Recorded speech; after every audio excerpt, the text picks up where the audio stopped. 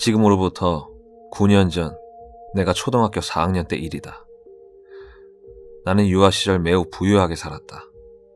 외할아버지는 강원도 시골 마을에 대치주셨고 우리 아버지는 유명한 화가를 하시다 꽤 큰 사업을 하셨던 꽤나 떵떵거리던 분이셨다.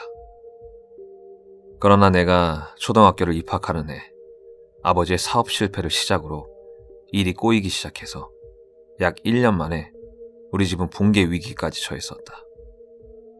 아버지와 어머니는 이혼을 하셨고 서울에서 꽤 좋은 주택에 살던 우리는 인천 만수동으로 이사를 오게 되었다. 만수동에서 3년을 산 우리는 더욱 많은 빚을 지게 되었고 인천 용현 3동 굴다리 다방이 지하에 입주해 있던 조그만 빌라 2층으로 이사를 하게 되었다. 집은 매우 좁았는데 구조는 이렇다. 거실은 복도식으로 폭은 대략 2m 정도로 매우 좁고 길었다. 방은 2개인데 현관을 열고 들어가면 바로 첫 번째 방이 보였고 거실을 따라 약간 올라가면 2번째 방이 있었다. 신기한 건 이상한 일이 일어나는 곳이 항상 이 2번째 방이었다는 것이다. 첫 번째 사건은 이사 오고 일주일 뒤 집들이 하는 날이었다. 집들이로 우리 외갓분들이 오시기로 한 전날 앞집에 아주머니가 찾아오셔서 우리 어머니께 이상한 이야기를 해주고 계셨다. 제가 어젯밤에 꿈을 꿨는데요. 이상한 여자가 나를 찾아와가지고 아기 포대기를 달라길래 제가 건네주려고 했거든요.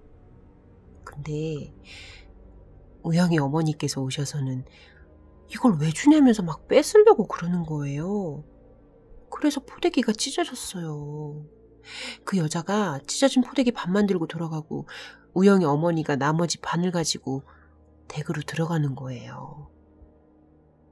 그러고서는 일단 잠에서 깼는데 뭔가 별로 기분이 안 좋아서. 우영이는 당시 1살이었던 내 여동생이다. 어머니는 아주머니의 말을 듣고 황당해하시며 그냥 웃어 넘기셨다. 그리고 다음날 우리 친척들이 모두 모인 집들이 날 우영이가 2층 창문에서 떨어져서 두개골이 깨지는 사고가 일어났다. 근데 이게 그냥 사고라고 하기에는 상당히 이상한 부분이 많았는데 그날 우리 외가 친척들이 20명이 왔는데 그 좁은 집에서 아기가 창문 밖으로 떨어지는 것을 목격한 사람이 단 1명도 없었다. 그리고 더 이상한 건 창문의 높이가 바닥으로부터 1m 20cm 이상 되는 곳에 있었고 창문까지 1살짜리 어린애가 밟고 올라갈 만한 물건이 하나도 없었다는 것이다. 도대체 내 동생은 어떻게 창문까지 올라가서 떨어졌다는 것인가? 그렇게 그 집의 2번째 방에서 첫 번째 사고가 일어났다. 그리고 채 2달이 되기 전에 2번째 사건이 일어났다. 사건이 일어나기 전날 우리 집엔 2층 침대 하나와 킹사이즈 3인 침대가 있었는데 2층 침대를 분리시켜서 아래층은 첫 번째 방에 놓고 위층은 킹사이즈 침대와 함께 2번째 방에 있었다.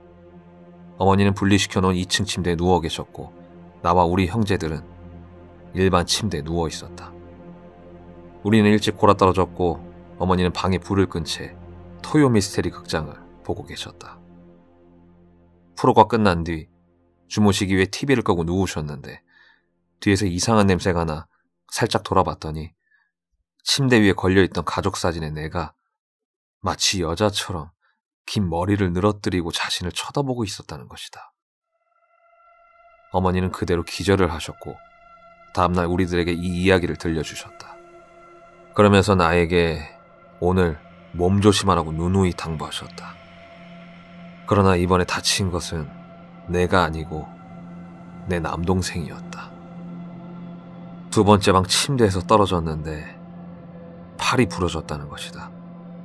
황당한 건 채 30cm도 안 되는 높이에서 떨어졌는데 팔의 뼈가 그냥 부러진 것도 아니고 완전 으깨져서 부러졌다는 것이다.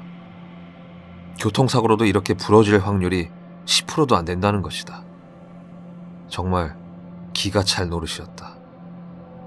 내 동생은 한 달간 병원에 입원해 있게 되었다. 우리는 이제 그 두 번째 방에 뭔가 있다고 판단하고 될 수 있으면 두 번째 방의 출입을 자제하기로 했다. 그렇게 남동생이 다쳐 병원에 입원하고 얼마 후 일요일, 집에 어린 나 혼자 있기 뭐하다고 친척 누나가 와 있었다.